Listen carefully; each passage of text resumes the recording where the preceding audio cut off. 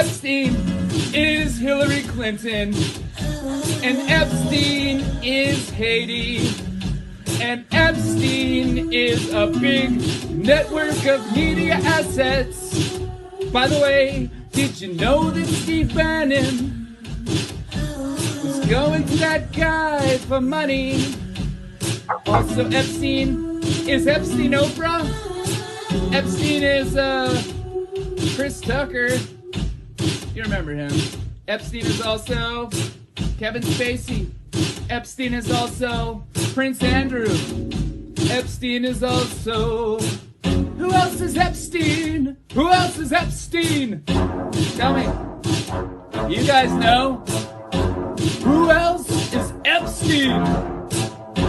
Is Epstein Big Pharma? Is Epstein Bryan Singer? Is Epstein Naomi Campbell? Yep, all of the above. All of the above. Who is Epstein? Epstein is the keystone of a whole motherfucking matrix. And once you pull it out, it all falls down. Dersh was there too. That's right, we're dropping red pills every day. Dropping red pills in the best kind of way. This is brackets and jackets for the denizens of islands. How are we doing? I hope everybody's really well, looking after yourselves out there. Now, Isaac Cappy was over target. He was right all those years ago, and maybe that's why he became the target. Apparently he killed himself. Apparently he jumped off the bridge, but there's so many question marks over his passing, and even if he is dead, maybe he went into protective custody. It would be lovely to think that he is alive, and seeing all this unfold, how the internet is coming together. And I'd like to just tip my hat to all the online sleuths who are getting stuck in over 3 million files and trying to work their way through it and delivering beautifully packaged, well-delivered broadcasts and reports, and trying to break down what we have before us, because what we have before us is very, very important. It's an official source. So as a journalist, you need official sources, or else it's just speculation, and people will just dismiss it and say, well, you've just made that up in your imagination. But when it's coming from an official source, it's different. Why is it being released? Why is it all over YouTube? I don't really know, but I do know it's important that we cover it and that we understand it, and that we watch people's reactions and see how people are choosing either to ignore it, to call it a hoax, what they choose to cover in it, how they choose to cover it. I mean, it's incredible, an incredible moment in history where we're getting to see who's who, what's what. And even though there's so much redacted on these Epstein files, even at that, we are still getting so much. What I want to look at today is Harvard University and Epstein's connection to all these professors. And you could say, well, they were just talking about the science that we were supposed to trust. Now, there's one story in particular, because there's so much, you could just get bogged down in the weeds with all these files and people don't know where to start. And that is why the online sleuths and investigators and moms and dads and everybody, that's what the beauty of so many hands on deck like this, and people coming at it from all angles. There's real beauty in that because, well, number one, we get to work through the files so much faster. And we get to cross-reference with each other and see, well, is this true? And who is this guy? I mean, I've spent so much time with the files trying to figure out who's who. With the professors in particular, I found that angle very, very interesting. So it's the Venus Project that caught my attention because we see Epstein and he's in correspondence with a doctor, it's a Professor Joseph Thakuria, and he's another geneticist from Harvard. So we see from the files that Epstein had this close relationship with Dr. George Church, who's also a geneticist, world famous, in Harvard, and they were working on this personal genome project. So Epstein was involved in that. His DNA was in there. We see this email from Joseph Thakuria of Harvard, and he's talking about Epstein. He said he mentioned 200 participants in this project, and they were calling it the Venus Project. And he said, oh, Jeffrey will know what I mean by that. You know, nudge, nudge, wink, wink. This is giving us an idea of like, this guy knows what kind of character Jeffrey Epstein is. That's what I'm getting at off of that. He's put Venus in inverted commas. So, if you're talking about a Venus project with the likes of Jeffrey Epstein, who is a child trafficker, human trafficker, creep extraordinaire, and you're having this laugh, and apparently there was 200 participants lined up for this Venus project. And Thakuria said, Epstein mentioned 200 participants being in this project. I can deliver on the, inverted commas, Venus research. So who's pursuing this? Like, what is the Venus research? What was it exactly? Has Thakuria said anything? Where is the video of him saying it? And how come this is being underplayed in the media when this should be a big story? And they're looking at different areas instead of this. But this journalistically is the one you're going to look for. Who are the 200 participants? Did they know that they were being offered up for this Venus research? What did the Venus research mean? And what is Thakuria saying about it? We've seen the professor stepping down across university land. Let's just play that video.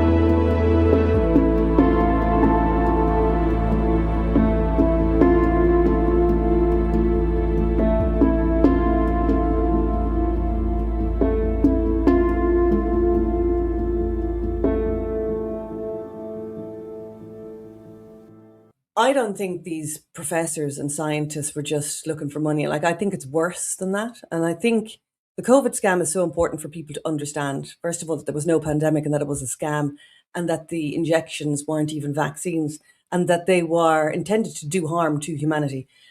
If you don't understand that bit, you're not going to really understand then the Epstein part and and Epstein's role in it.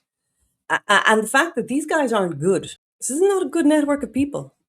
And we saw that with the COVID scam, because in 2020, when they told us that there was a pandemic and they told us that there was a deadly virus in the air, they had to lie. They had to lie. It had to be a large network of people willing to lie, people willing to take money, to push a certain narrative and to look the other way.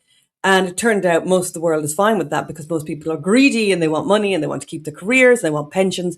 And they understood human psychology. Well, that same network that pushed all of that, they're all in Epstein's sphere. And we can see that Epstein was totally obsessed with DNA, with all this genomic sequencing, finding out, if he could live longer himself, what ways he could live longer. Well, that didn't work out. Unless he's probably not dead. He's probably over in Tel Aviv. Who knows? All right. Maybe Ghislaine is out as well. I don't know. Maybe, I'm open to that. But anyway, these people, these satanic circles, are obsessed with elongating their life, living forever, all of that. They're always trying to play God. They're always interfering in God's work. And even, people being obsessed with getting their bloods done, going to the doctor, trying to find out how they're going to die, how they can stop it. How is that going for people? It's not going very well, is it? People have never been more sick. Since those injections, we've seen so many problems now with people's hearts, turbo cancers. They're saying that's not a thing. Well, it is a thing, actually. We're seeing it since the injections, suicides, because it's all satanic. We shouldn't be interfering in God's work. This is like the days of Noah. Apparently, it was as bad, all this kind of genetic interference. But I was just there online. I just want to show you this. This is quite interesting. So it's called a Maxwell RSC instrument. And I came by it there. I was just looking up because, the Maxwell family, weren't they involved with DNA collection? And of course, we've got Epstein, who's so involved with these Harvard professors and all these top guys in all these top universities. And there's this obsession with DNA and collecting DNA and DNA extraction. And then I find this thing, it's called Maxwell RSC instrument, an automated DNA or RNA extraction with integrated quantification, high quality nucleic acid purification with minimal steps and less hands on time. This little machine, how much is it?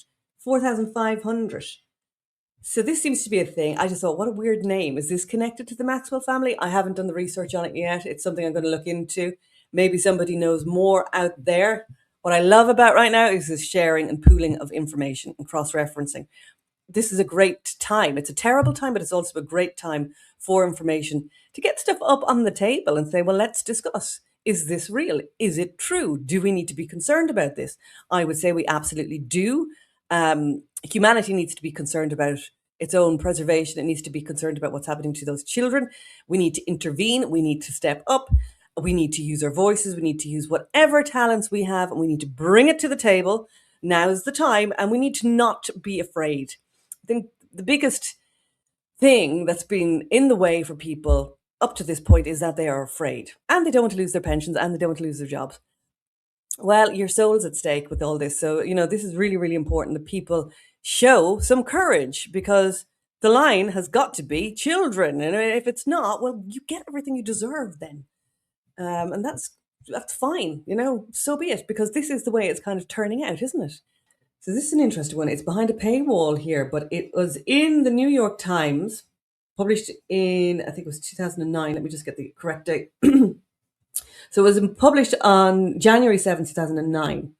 It's called My Genome, Myself, and it is another Harvard professor. All right, now this guy is some famous psychologist. He's written a load of books, a lot of blah, blah, blah, a lot of blather.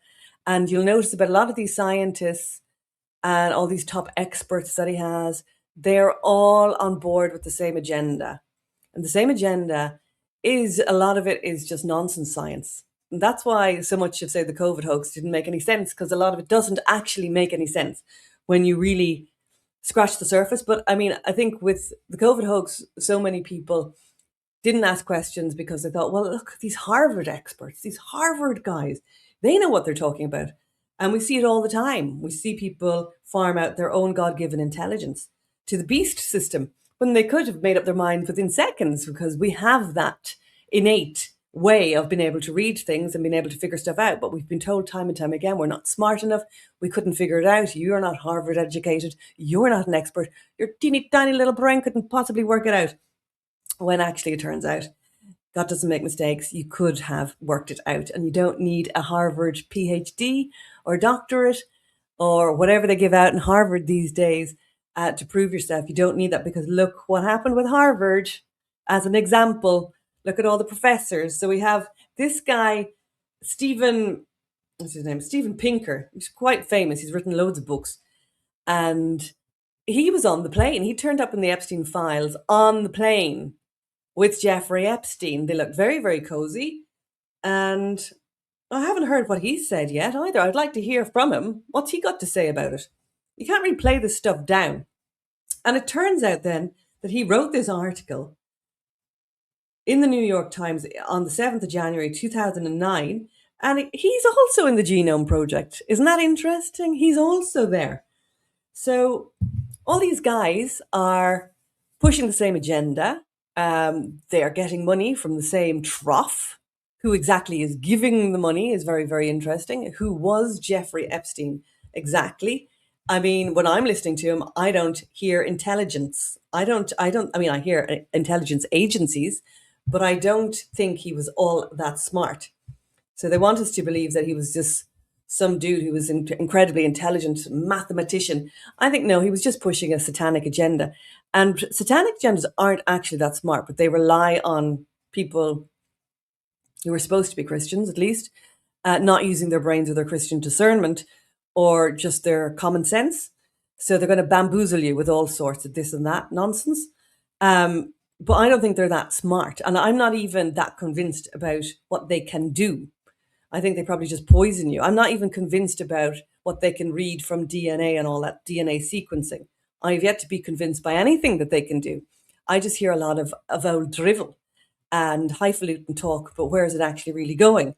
So, I mean, my faith and trust in these so-called experts is in the toilet. But I thought this was very interesting. This went out on TV3. Now, I just want to preface this. Karen Koster and Martin King are really nice people. I worked with them. I think they're just innocent. I really do. I think they're innocent. I think they're looking at Luke O'Neill as this big professor from Trinity, and he knows better. And I think, a lot of people did this because I know them. I worked with Martin for years. I worked with Karen for years. I don't think they have a bad bone in their body. I think they're good people. I think they're nice people. I really like them. I just think they did what a lot of Irish people did, was defer to the experts. The experts obviously know better because they're from Trinity or they're from all these places, and that's why they know. And so when Karen and Martin are having a laugh here, I mean, I understand, but for those of us who are looking at it from, no, I'm sorry, but science has been totally corrupted. It's in a really bad place, and humanity has to be careful. They weren't there. Now, maybe they will get there. You see, I have hope for everybody. I think there's redemption for everybody, right? Which is why I do this, because I think we do need to all get to a certain point. And I think there are good people. There are the ones that I name and shame are the ones that I think went out of their way to deceive. But I don't think Karen did, and I don't think Martin King did. I think they just deferred to the experts. The ones I do name and have done in my Substack and have laid out my case why I think they went out of their way to deceive, that's a different story. And they're in a different category in my book. But anyway, I just wanted to preface this video. So tell me what you think. DNA from your saliva kind of makes. Okay, can I just say? I thought this would be a delicate little cotton bud, like an antigen test swab in the cheek. No. Spit like crazy in there, kind of is the idea. Okay, now, does she need to go to the back of her throat for this? As much as you can. Do we need to get very nasally here? I'm just trying to cover the noise that Karen is making. Yeah, cover the noise. Yeah. We'll talk among ourselves. Now, Karen, that's a wine glass. You need to fill it. How's it going for you? Keep going. Keep going. Give another one more spit. Go on. A deposit. Yeah, that's right. Yeah. Yeah, but that's great noise. Did you hear that? Yeah. It's wonderful. I can see her on a football field clearing her throat. Yeah. It's really hard to get. Is that enough? We'll give it a go. So, hang on. It's supposed to be a wine glass. One more go. You did bring a pint glass initially, but... Derek, this is the spitting of the Eurovision Song Contest. Yeah. You're going to win for it. Now, I'll tell you what. In there, we're going to be hitting walls by the end of this show. Cells from your body are in that spit, cells. We're going to add a bit of salt, right? A tiny bit of salt goes in. Anybody can do this at home, like in their kitchen. Right? This is a fun Now, the salt, that swells up the cells. They begin to swell up now and there, you see. Now we're going to burst them open, right, with some washing up liquid. Very simple. So that will burst open the cells to release the DNA. So this is something you could literally try at home. So now what's happening now is the cells from your spit, they're releasing their DNA now outside because the washing up has burst open the cells. Now, the next bit is this pineapple thing. There's a thing called a protease in pineapple. It's why you stick it on your gammon, by the way. It helps digest the protein. That protease will dissolve some of the protein that we need to get rid of some protein now, right? So the protein now is being dissolved away by that. And now the magic ingredient is Martin's favourite thing, pure alcohol. No, I did bring 2 shot glasses.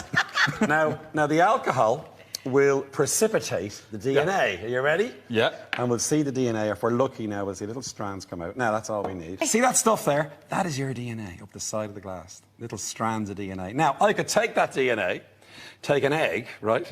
Stick your DNA in the egg. A human egg? A human egg, implant that into a surrogate mother, and a Karen would grow from. Another Karen. Isn't that terrifying? So isn't that brilliant? Because she's taking a few weeks off in the summer. Actually, I'm looking for someone to cover people's some minds leave. you can see that's the first time you've seen all that stuff, all those streaks, see them? That's your DNA. The science, folks, that's the science. So, I mean, it's all a bit of a laugh there, isn't it? But I mean, it is very peculiar. I obviously don't trust Professor Luke O'Neill. I've been calling him out for quite some time, or his science. But very, very strange that DNA collection, genomic sequencing. Also, we have at UCD, the National Virus Reference Laboratory. And you would wonder about that because a lot of collection of DNA, wasn't there? I'm not sure, I'm not sure about it all. What is it exactly? What are they doing with DNA? What do they really want with it? All I know is that I don't trust this scientific fraternity because it all stems back to Epstein and his cohort. That's why Epstein is so important. Epstein is the keystone of a whole motherfucking matrix. And when you pull it out, it all falls down. Isaac Cappy was right. And that's why we have to keep picking at it. We have to keep figuring out these Epstein files. And I know a lot of people want to move on. No.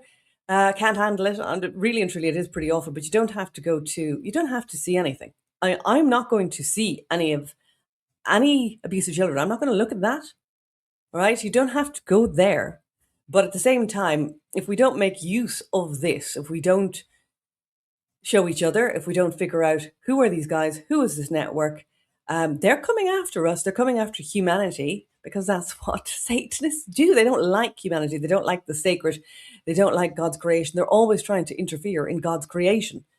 They're always meddling, always giving us cheap counterfeits. A lot of what we're seeing is smoke and mirrors as well. It's like pretend intelligence, pretend expertise, trust the science. We know more. We're going to give you loads of gobbledygook. We're going to bamboozle you with all sorts of nonsensical science that you couldn't possibly figure out. So don't worry, just leave it to us. And that's the big lesson from the COVID scam, from the Epstein Files. It's all beginning to build. There's a picture beginning to build. I don't know why the Epstein Files have been released like this. I don't know why YouTube is allowing all this really good content all of a sudden. You can see people are being encouraged to have podcasts, to have all this equipment. It's never been easier to edit. I mean, I spent ages learning to edit, and then my kids come along. They seem to naturally just know how to edit. They've got the CapCut on their phones. They're really good. They've been showing me, and I'm thinking, wow, why am I spending so long? Because I've got the kind of other editing equipment, which takes a lot longer. And I'm thinking, God, if I could, I'm watching my kid do it. He's like, boom, boom, boom, boom. He's so fast at editing. So it is amazing that we are now in this new age of very fast editing, broadcasting, where we're seeing so many people get behind the mic and do these incredible broadcasts, these brilliant investigative journalism, moving away from the mainstream, but also the mainstream is also playing a role. There's also some good investigative journalism still going on within the mainstream that for some reason, I don't know, is being allowed to get out. So there's obviously some other agenda there because we can't trust the mainstream since the COVID scam in particular. Probably could never have trusted them, but in particular because they came after us with fake vaccines and a fake pandemic. So we had something concrete to say, there's no going back from this. So they came after us, and that's how we know. And again, with the Epstein Files, okay, we've got an official source now. And all that work that's been done out there is really, really important. And then it's just really interesting, the accounts who are just pretending it's not happening. It's like, here we go again. Here we go again. And it is very, very, talk about multi-layered, very interesting. And of course, then you have to try and get outside and touch some grass as well with all of this. But I must say, as a journalist, I've never come across a story like this. I've never seen anything like it. And, looking across the board, looking how it's connected to so many things. And arms dealing, of course, is another big one, but I haven't looked at that one yet because you can't look at everything and you can't know everything, but you can get a gist. And, I think that's important with all of this stuff. You could get bamboozled with this. You could get very down in the dumps and you just could get overwhelmed with it. And I don't think you have to. I think just get the gist, like with the COVID scam. initially, okay, you saw it was Anthony Fauci. You have a little look at Anthony Fauci and go, oh, this guy's dodgy. And then we saw Bill Gates was behind it. Oh, Mr. Depopulation wants to give us a free injection. No, thanks. So, you can make up your mind very quickly on things. It doesn't have to be overly complicated. You can just use your smarts and your common sense, which we all have. But I think if people start to realize that the mainstream media is not covering this in the way it should be covering it, it should be front page news. It should be headline news.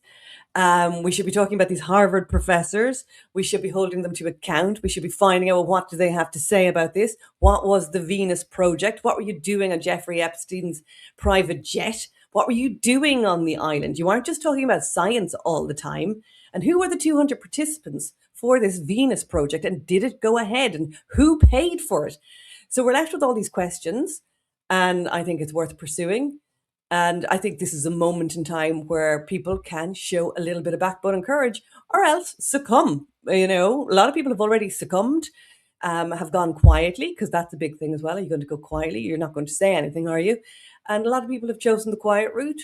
I'm certainly not going to choose that route. And I think that's why the microphone is here. And I don't think people should, but it's an individual choice. We're all getting tested individually. You can use your talents, you can do something, or you can choose not to. All right, take care. Bye-bye. That's right, Cappy's in the portal. Cappy's in the portal. Cappy's in the building with songs about Epstein. It's Brackets and Jackets Epstein edition. Guys, I had some epiphanies today. I had some real big epiphanies about some guys. A big network of guys and spies and lies and liars. All right, think about this for a minute, okay? The guy in Portland, the scientist that just got busted for producing CP, that guy is 1 degree of separation away from Epstein. Epstein, the investor that lives in West Palm Beach, Florida. I know a guy who lives in West Palm Beach, Florida as well. Investor as well. Also involved as well. And all is not well with these guys. The Florida boys, the Glow boys, the Scott Israels of the world. You see, Epstein is Hillary Clinton. And Epstein is Haiti. And Epstein is a big network of media assets. By the way, did you know that Steve Bannon was going to that guy for money? Also, Epstein is Epstein Oprah. Epstein is Chris Tucker. You remember him. Epstein is also Kevin Spacey. Epstein is also Prince Andrew. Epstein is also... Who else is Epstein? Who else is Epstein? Tell me. You guys know? Who else is Epstein? Is Epstein Big Pharma? Is Epstein Bryan Singer? Is Epstein Naomi Campbell? Yep, all of the above. All of the above. Who is Epstein? Epstein is the keystone of a whole motherfucking matrix. And once you pull it out, it all falls down. Dersh was there too.